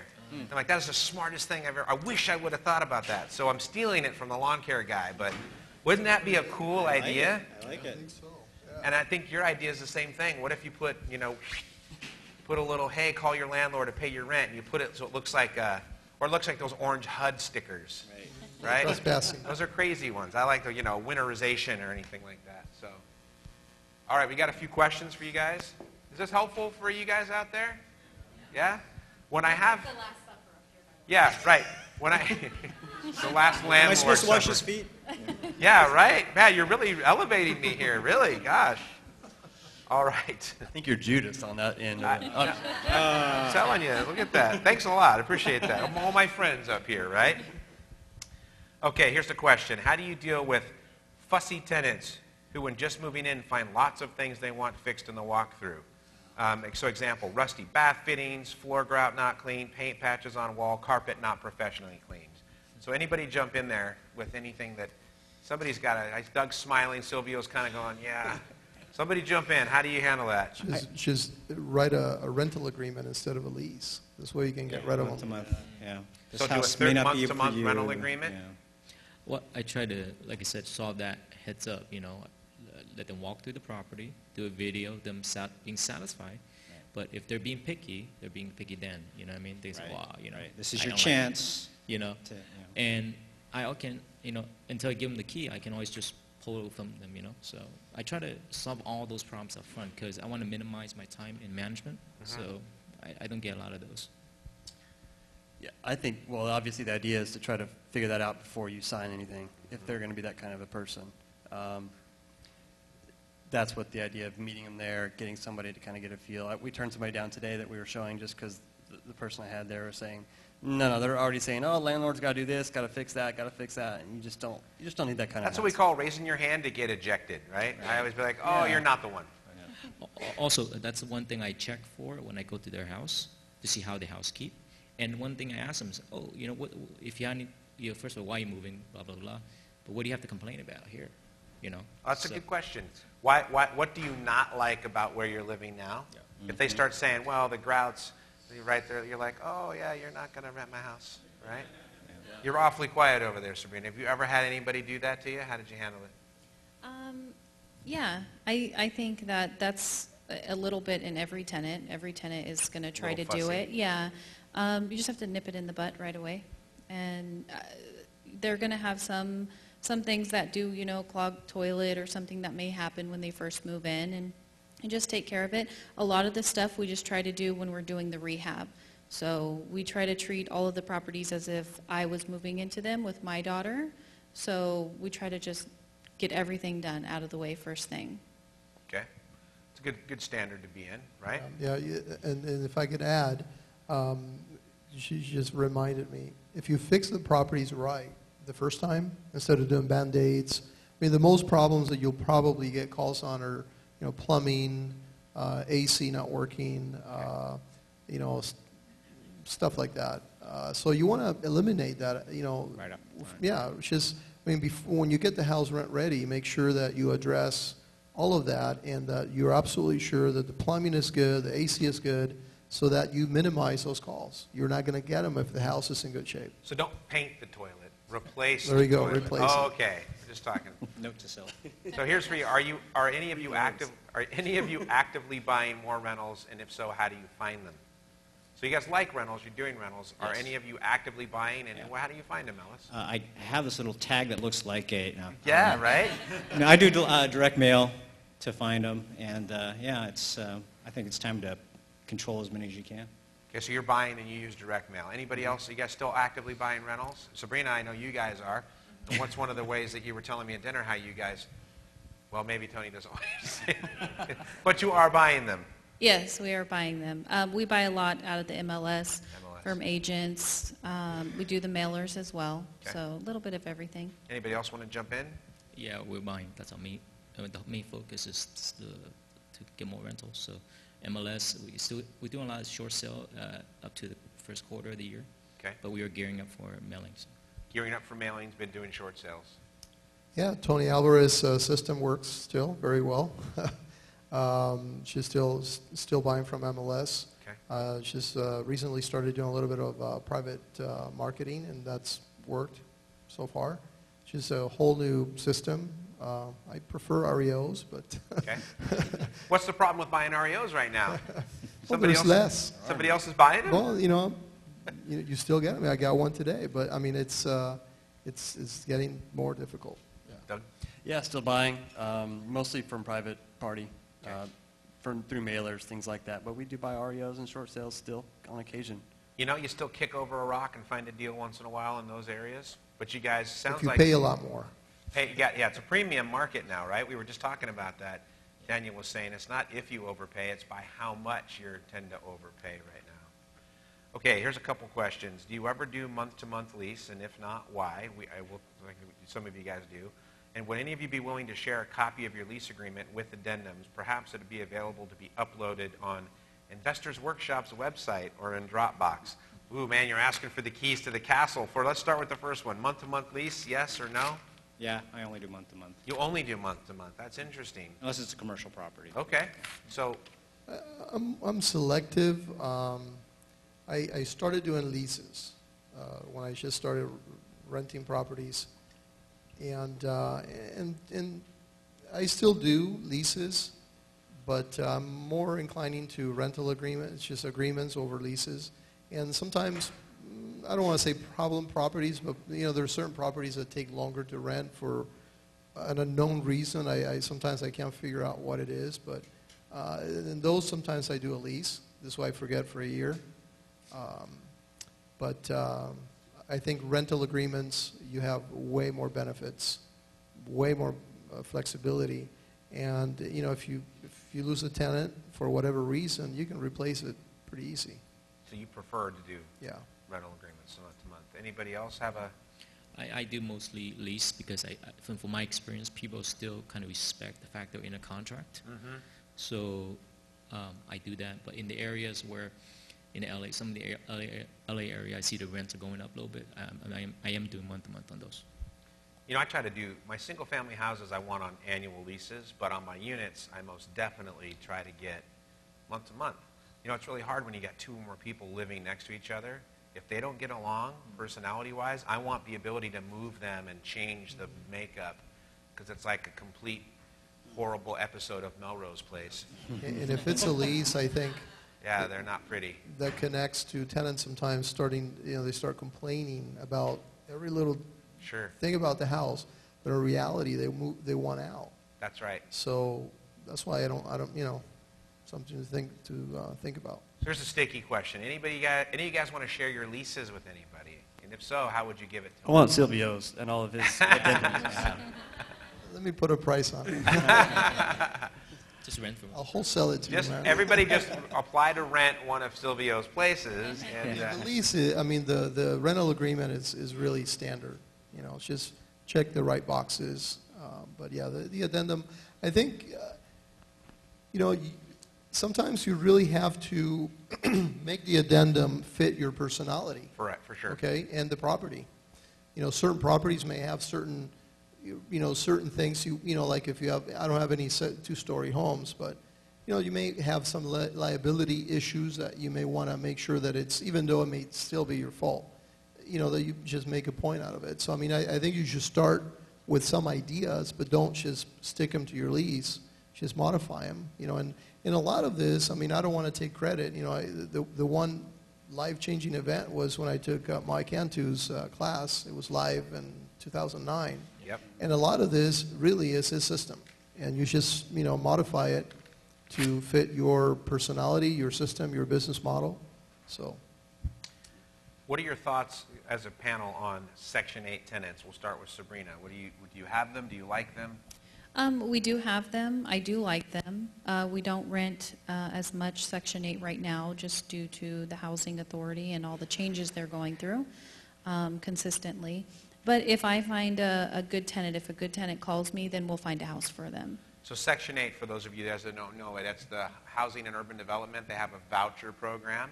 And for low-income people, they'll pay some or even all of their rent on a monthly basis. But they get a monthly voucher amount, and then they'll come to you, and they'll say, well, here's how much my voucher is. And sometimes it actually includes utilities, right? Do you have some where you have to pay the utilities included, or do they pay them separately, Sabrina?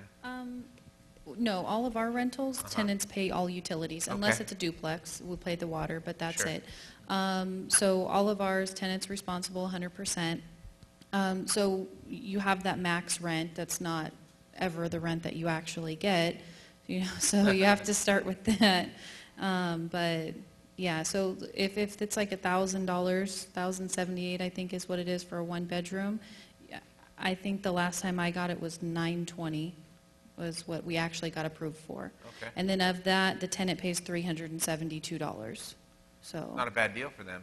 No. How about anybody else have experience with Section 8? Doug, how about you? I have two Section 8 tenants. One is in a single-family home, and I love it. Okay. But I think it's more because I love that tenant. They take really good care of the property. Sure. They, the inspection doesn't bother me because it was a full rehab anyway, so the property's in good shape. And the money shows up on the first, and her check is there every month. So I think that's more her. The other one we inherited, the Section 8 tenant, and it's in a 6-unit property that we have, and they're one of the units, and they're at $875 a month, and the market rent is $695. So I love Section 8 there too. That's all I have. I would too. We've tried to get Section 8 on some of the other properties, and we just didn't go that route just because of the hassle, the paperwork, and it took too long for them to get everything to us, and a month goes by, and It's a pretty interesting packet in the front and the back, and you better not miss a box or they're going to scream at you. How about you, And Ellis? I stopped doing Section 8 years and years and years ago, and I started to look at it again, but I'm so anti-red tape that I try to keep things pretty simple. There is that. Daniel, how about you? Yeah, I like it. When they were above, they're kind of, inefficient. They're not really keeping up the market with rent, but now they're kind of below market rent. So I look at them a little differently, but I do like the automatic checks, deposit. That's awesome. And I also like it because they tend to stay in the property a very long time, unless there's a reason for them to move.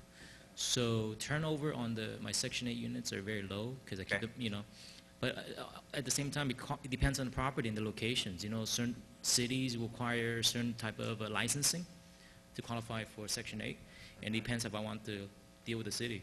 Yeah. Because now you're dealing with two inspections, the city and Section 8. And if I have a non-conforming property, I don't want the city to come around. You are getting in bed with the government, no doubt about it, because the checks say HUD right on them. How about you, Silvio? Yeah, I don't have any Section 8. I really leave it for, I've listed a couple of properties in the website, gosection8.com. But as soon as I start getting those calls, it's just a reminder that I should have never done it. But I guess, if it works for you, great. I just, I don't have an issue getting tenants. So I'm thinking, as long as there's a supply of regular tenants, I may not go that route. Okay. This question says, isn't it illegal to check inside a potential resident's current resident, potential tenant's current resident? not if they let you in. Oh, it's like Yeah, vampire. You yeah. invite me in. If they invite you in, yeah. I'm not asking to do an inspection. They're just casually inviting me in. And So there's the break, right? You don't say it's a requirement. You just say, hey, can I come in? I've got to use the bathroom. I was like, can I get a drink of water? Can I use the bathroom? And I'm opening their medicine cabinets. I'm like, oh, Oxy, Going back to what Silvio was saying, actually, Mike taught a class, and actually I got that idea from Mike. That's a very good class, if you can get a copy of it. Yeah, Mike's.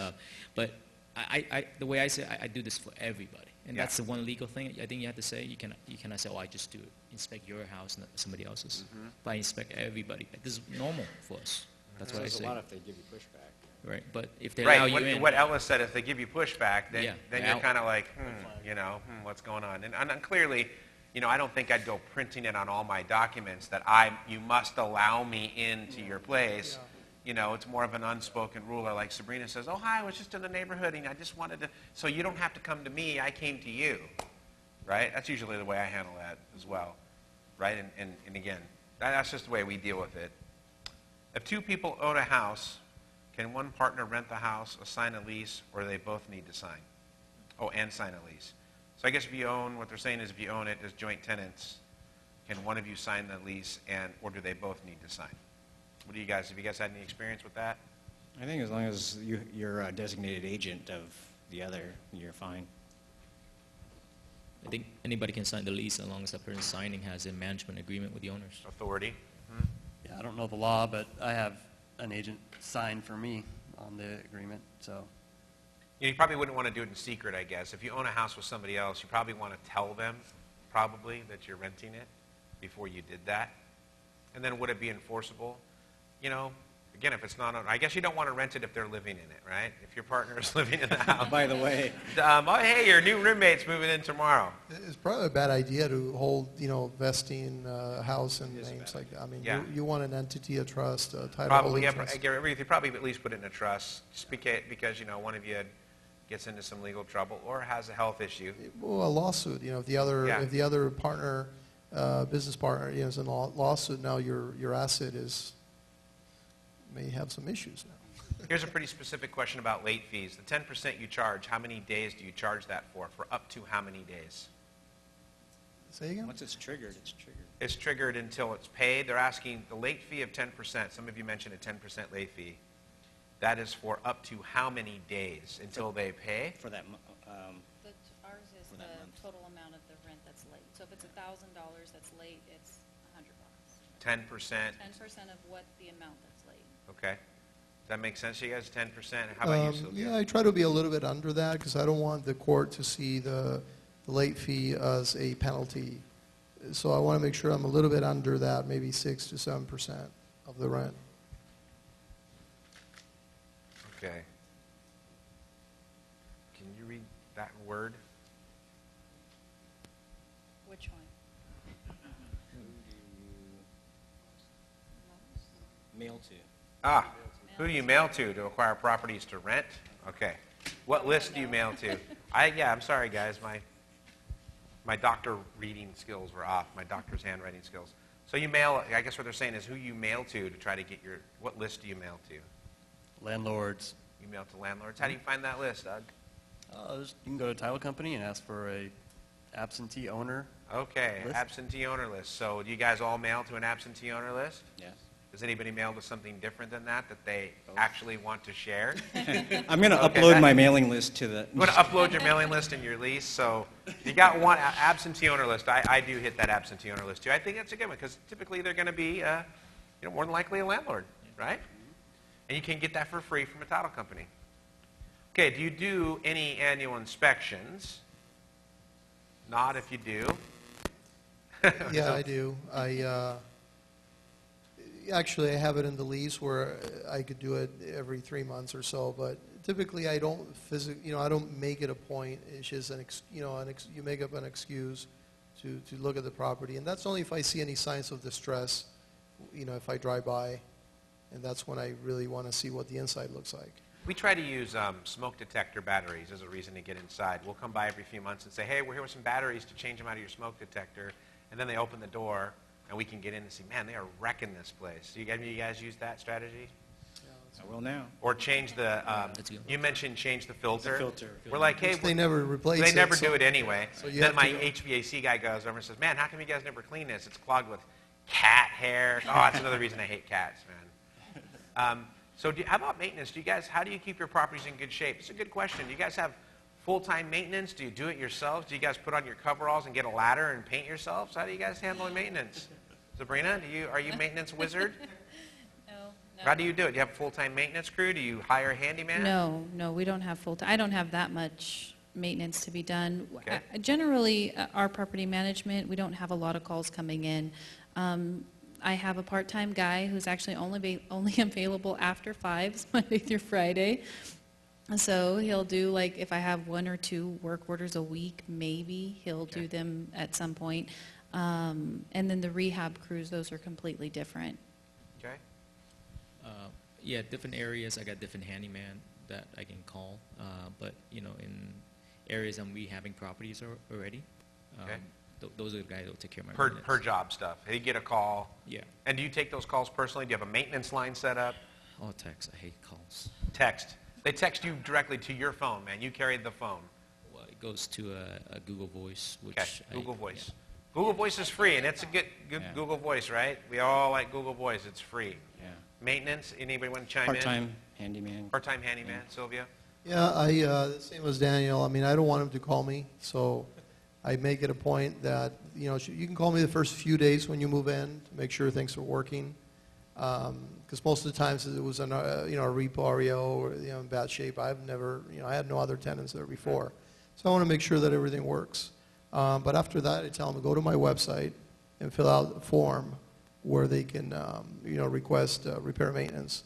And then I print out the form, give it to, you know, whoever I assign it to. You know, if it's an AC guy. You know, I don't give the tenant any phone numbers. I don't really want to have that situation, you know, of having us, you know, you can call somebody if it's up to $100. I mean, I don't want all that logistics. Yeah. It's just too much of a hassle. So they just call me, I send somebody, and basically it gets fixed. You know, Doug mentioned Buildium software. It's a pay-per-month service, but they have a cool thing where you can set up an account for them, and they can log in and do a maintenance request, and then the email forwards. They don't see where it's going. It just says, you know, maintenance at, you know, VanSoestEmpire.com or whatever it is, right? And then on the back end, you can assign it to everyone. How do you do that, Doug? Yeah, I've seen that feature. I haven't used it. Well, turn it on, man. I know. It's for another it. thing to do. No, I have them call my assistant's Google Voice number, and then I used to use Handyman, and I just had so much problems with, you know, they couldn't get out there, didn't return calls on some of them, or they'd move on me, and so I have my main contractor. He kind of handles everything, and I might end up paying a little bit more for it, but, you know, for the convenience factor and the trust that he's going to do it right, and also he's my eyes and ears. When he's going to go on a property, I'll tell him, you know, look around for me if you see any pit bulls, you know, and he'll text me a picture of a pit bull or, you know, whatever's going on in the house, that he's my eyes and ears. So that's kind of how I do my inspections when there's an issue. This is interesting because this kind of feeds into this. They say Daniel states if they pay, they stay. But this question for the panel is this. They have a great tenant, paid on time for a year. This tenant wants a two-year renewal. But other tenants in the triplex are saying confidentially that this guy's slinging dope in that place. So do you renew the lease because he pays well, or do you give a 60-day notice to vacate in that instance? I will not give a lease. Like a Jeopardy question.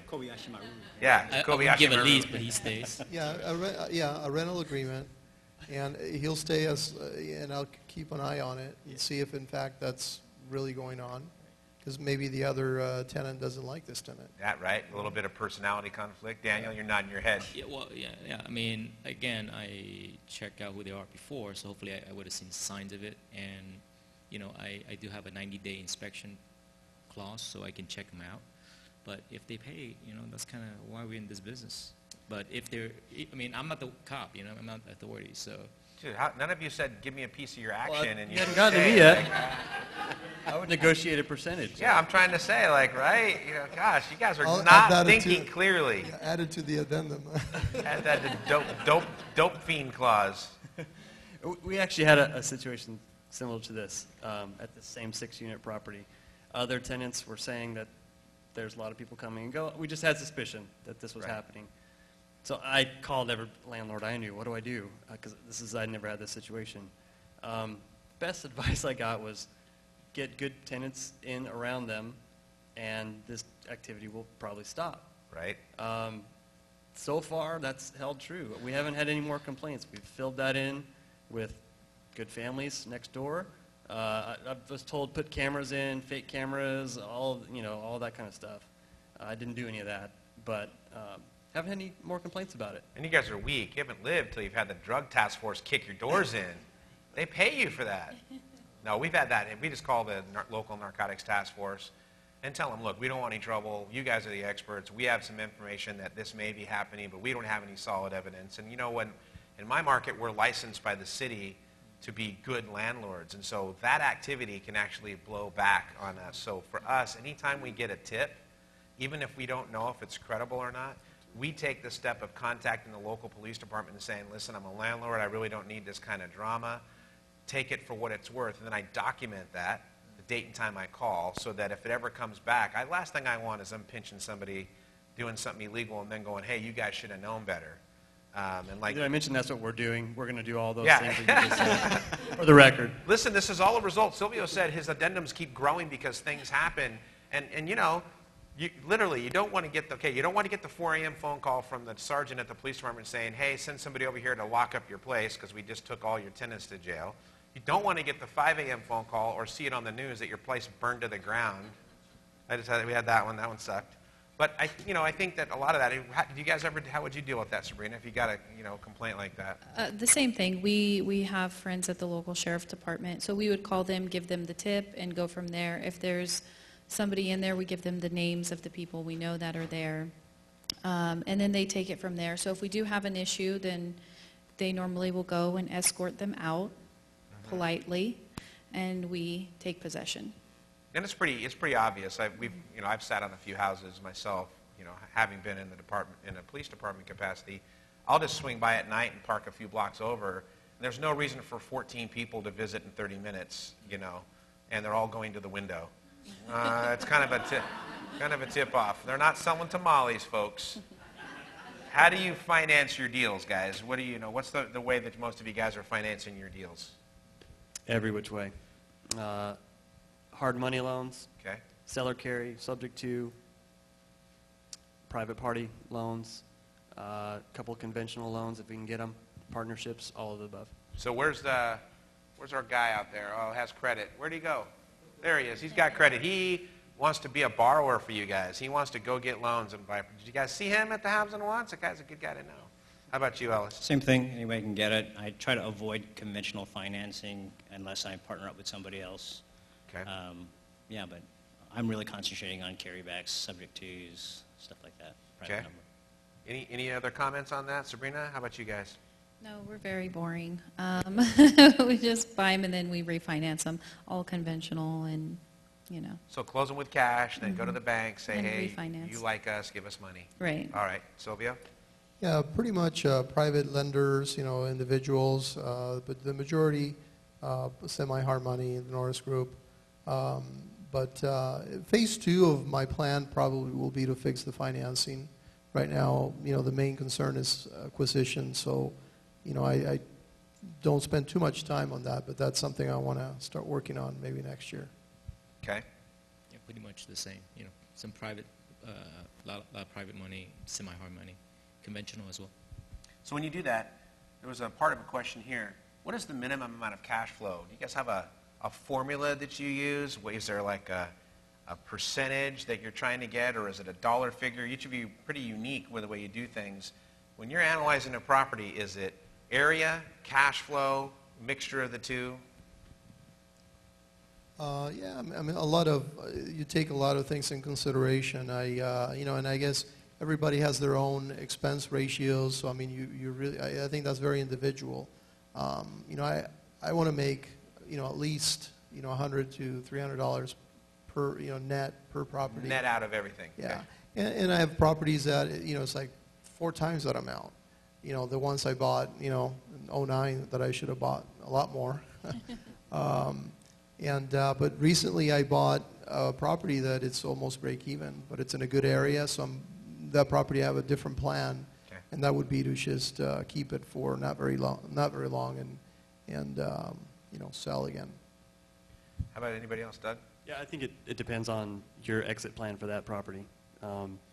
If you're buying a house that you want it to feed you every month for the rest of your life, then you obviously need it to cash flow and whatever you're comfortable with, and don't underestimate expenses and don't overestimate What's the rent. one expense that you didn't count on or that most people don't count in, Doug? What's that one that you're like, oh man, that guy's going to get hurt because he didn't count on what?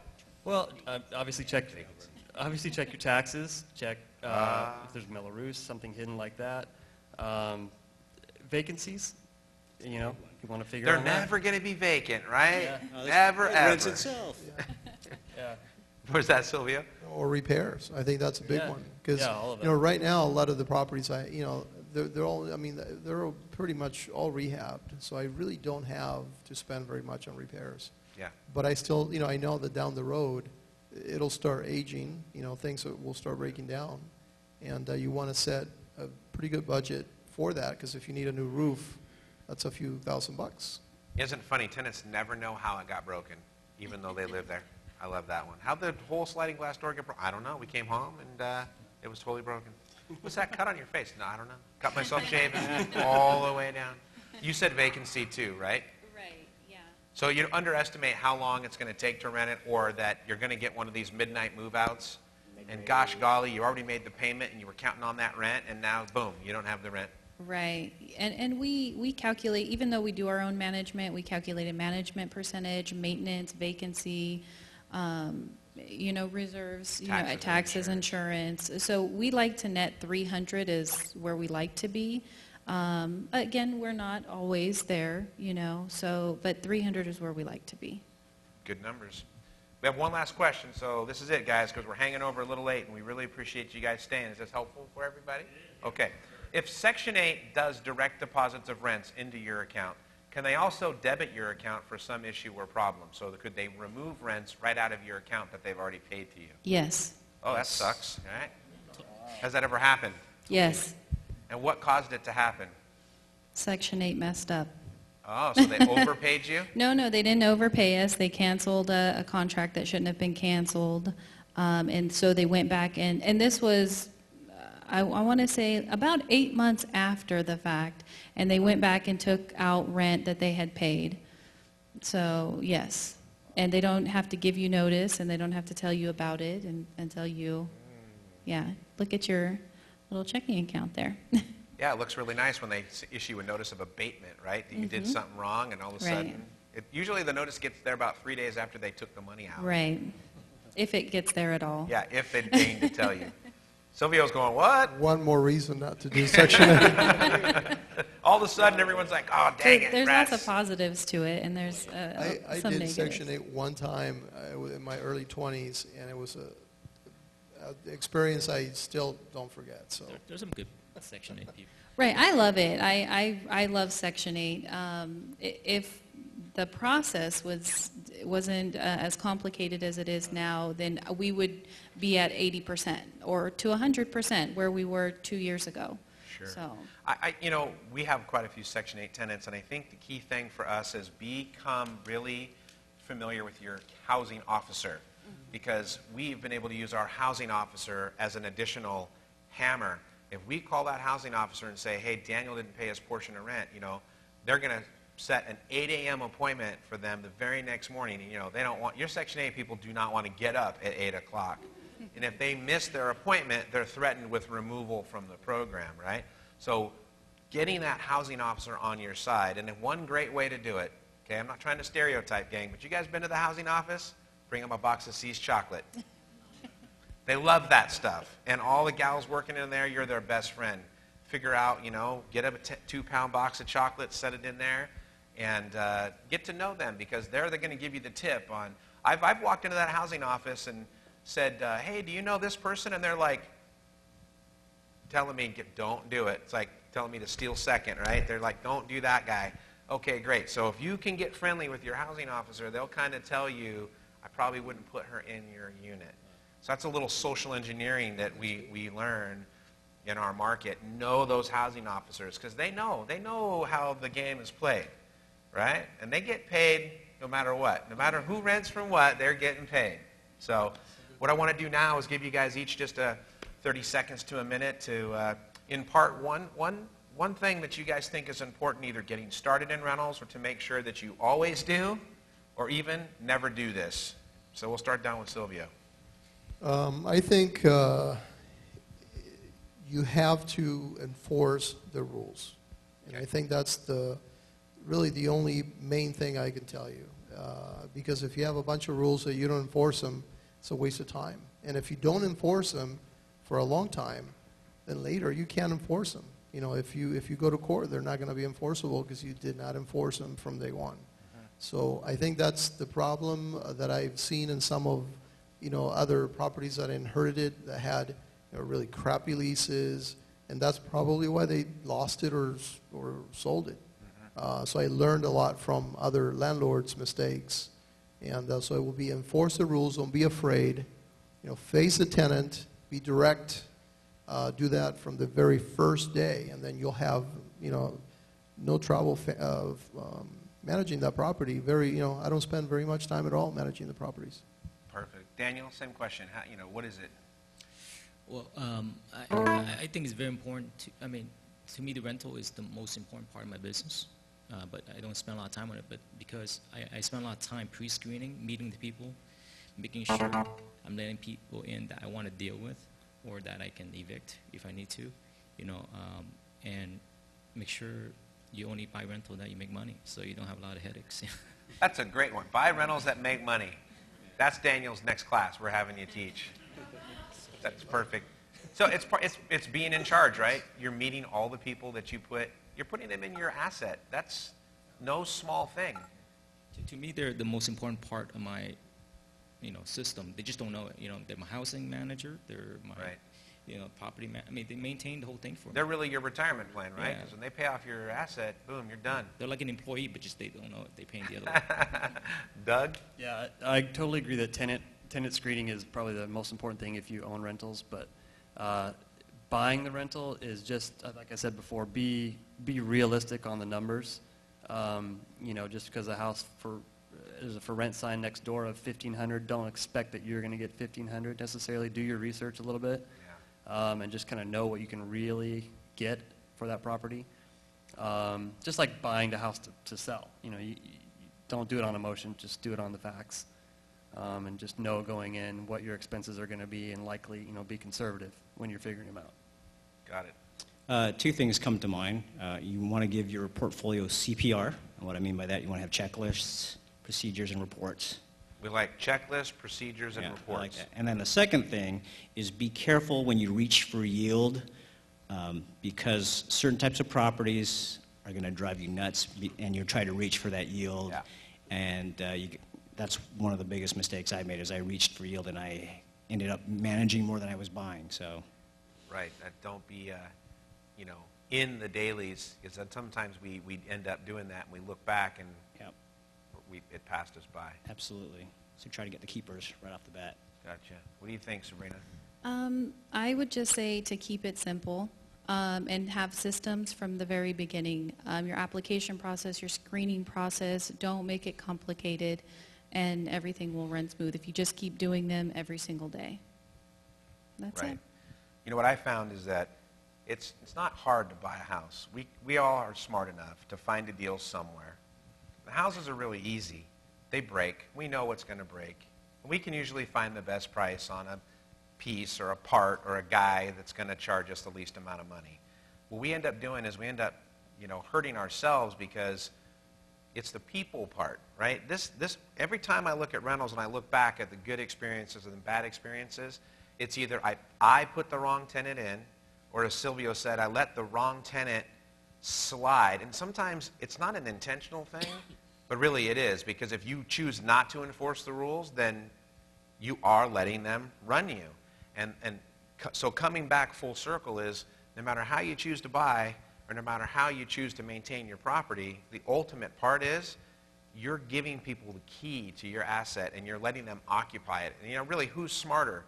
The guy who puts his credit and cash up and buys the property for hundreds of thousands of dollars, or the tenant who pays you a few $1,000 and can camp in there and totally ruin your life and make life rough for you. So I would tend to say that, make sure that if you're not the kind of person like these guys are, that can, and I didn't mean guys only, you know what I'm talking about. If you're not the kind of person who can handle a personal relationship, who can be firm but fair, partner with somebody who is, or I would recommend, you guys back me up on this or not, hire a management company who's a pro at doing it. Because then, like Ellis, you could just focus, if you wanted to, only on buying. So that's kind of the takeaway I'm getting from everything you guys have said, and I really appreciate it, because you all have various ways you do it. And it's been a good night. I appreciate you guys coming up. Can we get a round of applause for these guys? Thank you. Yeah, thanks.